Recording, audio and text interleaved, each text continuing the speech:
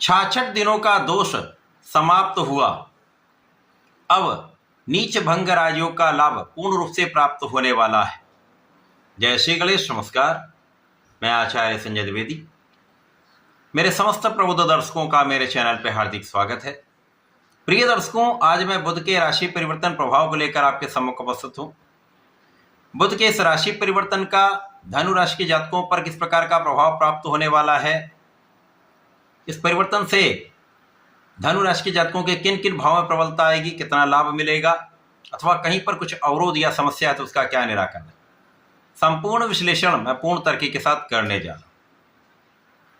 प्रिय दर्शकों, इस राशिफल को आप अपने लग्न तथा राशि दोनों के अनुसार देख सकते हैं। अभी तक जो बुध का गोचर चल रहा है वो कुंभ राशि में है। कुंभ राशि में ये राहु के साथ युति प्रभाव में है, जिसके कारण जड़ दोष बना हुआ है। पिछले 66 दिनों से ये योग चल रहा है, जिसके कारण कभी बुध का अच्छा प्रभाव प्राप्त हो रहा है, कभी बहुत सारी अवस्थाएं बाधित हो रही, क्योंकि जब जड़ दोष बन जाता तो बाधित प्रभाव प्राप्त होता है। बुध का कार्यकत्व तो बाधित हो जाता है।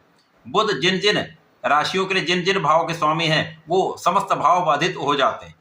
तो इस समय में बहुत अच्छे लाभ प्राप्त नहीं होते, कामों में उतनी बड़ी सफलता नहीं मिलती है, जो काम जैसा है वैसा चलता रहता, कोई बड़ा अचीवमेंट नहीं प्राप्त होता। तो ये जो समय है ये कहीं ना कहीं एक कठिन समय रहा है। परंतु जब 10 अप्रैल को बुध राशि परिवर्तन करके मीन राशि में जाएंगे तो जड़ दोष का प्रभाव समाप्त होगा। बुध यद्यपि अपनी नीच राशि में प्रवेश करेंगे, परंतु यहाँ पर इनका नीचत्व भंग रहेगा, जिसके कारण नीच भंग राजयोग बन जाएगा और ये राजयोग कुछ विशिष्ट प्रभाव देगा। धनु राशि के लिए विशेष इसलिए भी होगा क्योंकि धनु राशि के लिए बुध 2 केंद्र के स्वामी, यहाँ पर धनु राशि के लिए ये 7म और 10म भाव के स्वामी, और बुध यहाँ पर केंद्र के भाव में गोचर कर रहे हैं। तो 2 केंद्र के स्वामी का गोचर तीसरे केंद्र में अति विशिष्ट प्रभाव देने वाला है। अब यहाँ पर नीच भंग राजयोग बनेगा, यहाँ पर बुधादित्य योग बनेगा, यहाँ पर परिवर्तन राजयोग बनेगा।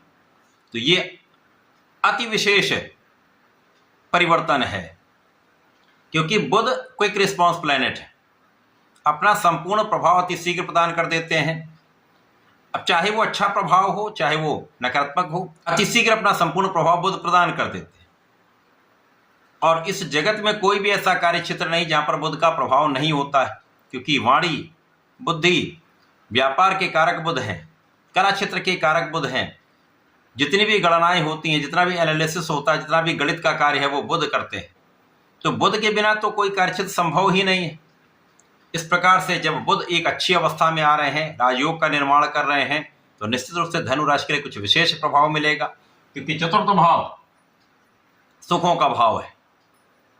ऐश्वर्य, वैभव, सुख संपदा, भूमि, भवन, वाहन का, जनता का, माता का भाव है, विशेष प्रभावी भाव है। यहाँ पर बुध बलवान होकर गोचर करेंगे, साथ में 3 अन्य ग्रह भी होंगे। शनि जो अतिमित्र के भाव में होते हैं वो साथ में होंगे। सूर्य अतिमित्र के भाव में होकर बुधादित्य योग का निर्माण करेंगे तथा मंगल के साथ सम भाव में होकर एक अच्छा प्रभाव प्राप्त होगा। और इन पर गुरु की दृष्टि, इनके साथ गुरु का चतुर्दशम का संबंध विशेष प्रभाव देगा। गुरु का अपनी राशि के साथ चतुर्थ भाव के साथ विशेष संबंध बन रहा। तो इस समय में धनु राशि के जातक जो वैसे भी नैसर्गिक रूप से फोकस्ड होते हैं, अपने लक्ष्य पर केंद्रित रहते हैं, ज्ञान की राशि है, सामर्थ्य की राशि है, यहाँ पर आप कुशाग्र भी रहने वाले, यहाँ पर आपका बुद्धिबल श्रेष्ठ रहने वाला, यहाँ पर आपकी गणनाएं श्रेष्ठ रहने वाली, यहाँ पर आपकी नेतृत्व की क्षमता पहले से कई गुना बढ़ जाएगी, यहाँ पर आप कर्मठ भी रहेंगे और यहाँ पर आपके अंदर श्रेष्ठ ऊर्जा का प्रवाह होगा। अब आपके अंदर श्रेष्ठ ऊर्जा का प्रवाह हो रहा है, आप कर्मठ भी हैं, और आपकी जब नेतृत्व की क्षमता अच्छी होती है, आपके पास ज्ञान भी अच्छा है, आपके पास बुद्धि बल भी अच्छा है, तो इस ऊर्जा को आप सही ढंग से उपयोग करते हैं। तो ऊर्जा का सही उपयोग आपको आपके समस्त कार्यों में संपूर्ण सफलता की प्राप्ति कराता है। यहां से बुध का अपनी ही राशि पर कर्म क्षेत्र पर प्रभाव है, और जब ज्योतिष का नियम यहाँ पर लगेगा कि जो ग्रह अपनी राशि को, अपने भाव को देखता है, उसके बल को कई सौ गुना प्रबल कर देता है। तो यहाँ पर तो महाबलवान स्थिति बन रही है, तो कर्म क्षेत्र आपका अत्यंत प्रबल हो जाए। काम के क्षेत्र में आपको संपूर्ण लाभ मिलेगा। पद वृद्धि हो सकती है, अच्छा इंक्रीमेंट लग सकता है, व्यापार का पहले से अधिक विस्तार होगा, व्यापार में बड़े बड़े अवसर मिलेंगे, नौकरी में अच्छे अवसर मिलेंगे, प्रोफेशन में नए नए कॉन्ट्रैक्ट की प्राप्ति होने वाली है, यहाँ पर कोई संदेह नहीं। तो यहाँ से धन वृद्धि का मार्ग प्रशस्त होगा, आप अच्छे धन का लाभ लेंगे, धन वृद्धि भी होगी, धन का आप अच्छा उपयोग भी करेंगे, उस धन का संचय भी कर पाएंगे। इस समय में लोगों का भी पूर्ण सहयोग मिलता है, विशेष रूप से माता का सहयोग, माता का आशीर्वाद, पिता का आशीर्वाद मिलता है, तो माता पिता के सुखों में वृद्धि का योग बन रहा है। इस समय में धन वृद्धि के साथ साथ पारिवारिक सहयोग, पारिवारिक संपत्ति से लाभ आपके लिए विशेष उपयोगी रहने वाला है। इस समय में आपके सुख संसाधन बढ़ेंगे, आपको भूमि भवन वाहन का लाभ मिलेगा। यह समय आपके लिए अत्यंत उपयोगी सिद्ध होने वाला है।